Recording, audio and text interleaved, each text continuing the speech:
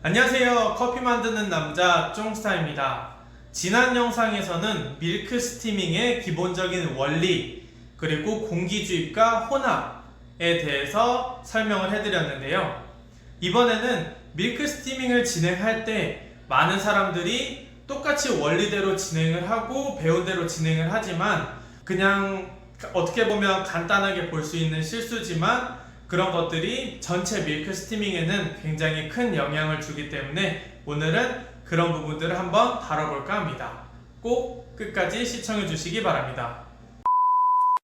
밀크 스티밍을 잘 하려면 공기 주입보다 혼합을 하는 과정이 굉장히 중요한데요. 생각보다 혼합이 잘 진행되지 않을 경우에 그런 이유를 이 그림을 통해서 제가 한번 설명을 드려보도록 할게요. 첫 번째 그림과 같이 스팀 팁에서 나오는 압력으로 전체적으로 혼합이 진행이 되게 되는데, 두 번째 그림과 같이 스팀 팁에서 나오는 압력으로 인해 전체적으로 혼합이 되려면 이 압력이 위에까지 다 영향을 줘야 하지만 스팀 노즐을 너무 깊숙이 담가놨기 때문에 아랫부분의 우유에는 그 압력이 다 도달하지만 위에 부분에는 그만큼의 압력이 다 도달하지 못해서 전체적으로 잘 혼합이 진행이 되지 않게 돼요. 그럼 이런 분들은 어떻게 해야 되느냐? 나는 분명 공기 주입도 잘하고 혼합도 잘 진행했는데 거품이 잘 혼합이 되지 않는 경우가 이런 경우를 뜻하게 돼요. 그럼 이런 분들은 이 첫 번째 모습처럼 스팀하는 방법을 바꿔야겠죠? 공기 주입과 혼합은 똑같이 하되 스팀 노즐을 담갔을 때 스팀 팁이 우유 표면에 간당간당하게 있는 정도로 스팀을 치셔야 가장 이상적입니다. 두 번째는 스팀 팁에서 나오는 압력이 피처 벽면에 닿아 있을 때입니다.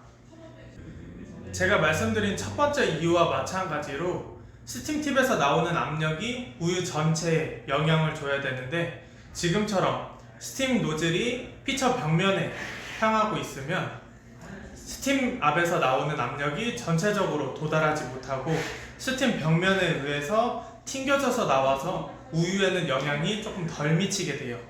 그래서 이러한 부분들이 있었을 때는 똑같이 공기 주입을 하고 혼합을 진행을 하더라도 전체적으로 우유 혼합이 제대로 진행되지 않는 거죠. 온도 상승 대비 혼합이 덜 진행되게 돼서 완벽한 밀크 스티밍을 만들 수 없게 돼요. 그럼 나는 분명 밀크 스티밍을 한 것 같은데 밀크 스티밍이 다 끝나고 라떼를 만들어 보고 카푸치노를 만들어 볼 때 거품은 없어.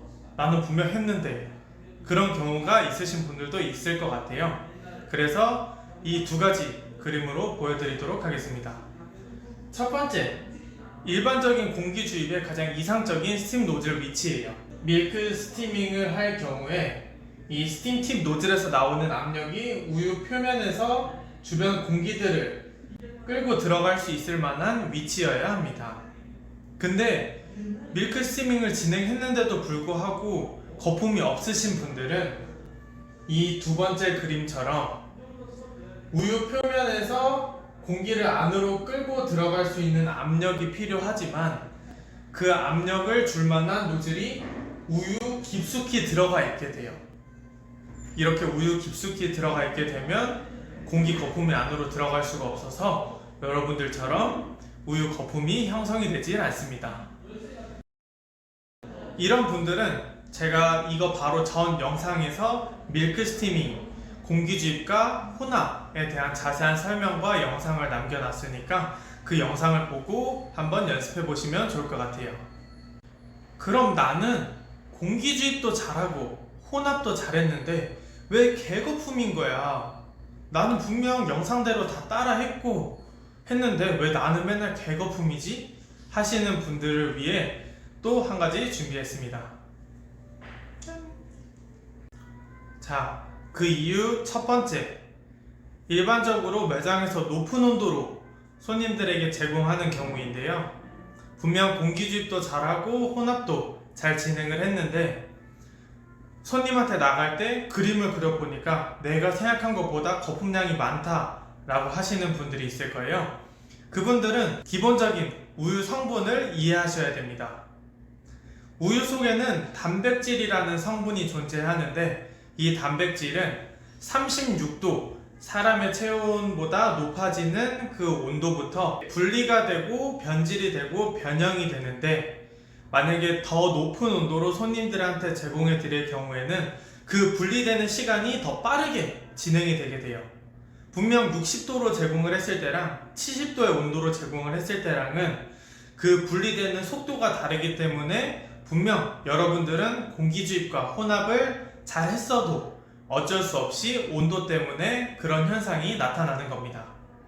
이런 분들은 매장 특성상 어쩔 수 없이 온도를 높게 제공해야 될 경우에는 내가 하는 공기주입 양을 조금 줄여서 하는 것도 또 하나의 방법이고요. 두 번째는 그냥 체념하는 겁니다. 그래서 나는 라떼 스팀을 만들었는데 카푸치노 스팀처럼 보일 때가 있는 겁니다.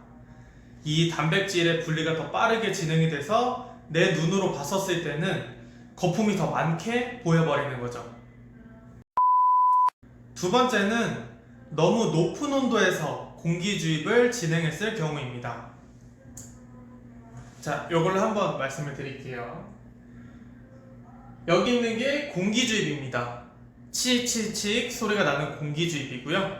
그 다음 혼합이라는 작업을 진행을 하게 되는데, 이때의 기준이 사람의 체온인 36도, 36.5도가 기준이 되게 됩니다. 이 기준으로 우유 스티밍을 시작하고 나서부터 36도 사이가 공기 주입을 해야 되는 타이밍, 그리고 36도부터 내가 원하는 온도까지 도달할 때까지가 혼합을 해야 되는 타이밍이라고 생각을 하시면 돼요. 이렇게 해야 되는 이유는 뭐냐? 아까도 설명했다시피 36도를 넘어가고 나서부터는 단백질이 응고가 되고 변형이 되기 때문에 그 이후에 들어간 공기는 혼합을 진행할 수 있을 만한 여건이 되지 않아요. 혹시나 여건이 된다고 하더라도 내가 넣은 공기가 다 원활하게 혼합이 되려면 이 내가 원하는 온도까지 도달할 때까지 시간이 많아야 되는데, 그 온도가 상승하는 시간 대비 혼합이 진행될 수가 없게 됩니다. 그래서 공기 주입은 36도가 되기 전에 진행을 해야 일반적으로 좋은 밀크 스티밍을 만드실 수 있게 돼요. 그럼 마지막으로 우유 양의 차이입니다. 내가 스팀 피처 안에 우유가 얼마나 들어있냐에 따라서 나는 분명 똑같이 공기 주입을 하고 똑같이 혼합을 진행을 하게 되더라도 결과물이 다르게 나올 수가 있어요. 이 피처 두 개를 한번 보시면 하나는 150ml의 우유가 들어가 있고요, 하나는 200ml의 우유가 들어가 있게 됩니다. 이 다른 우유의 양에 똑같은 양만큼의 공기를 주입하게 되면 어떻게 될까요?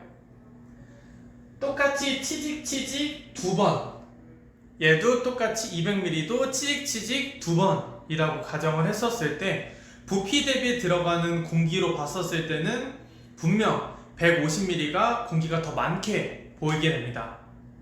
그래서 여러분들이 연습하실 때에는 항상 똑같은 우유를 넣고 똑같은 조건에서 공기 주입을 하는 연습을 하셔야 일관적인 밀크 스티밍을 만드실 수 있게 될 겁니다.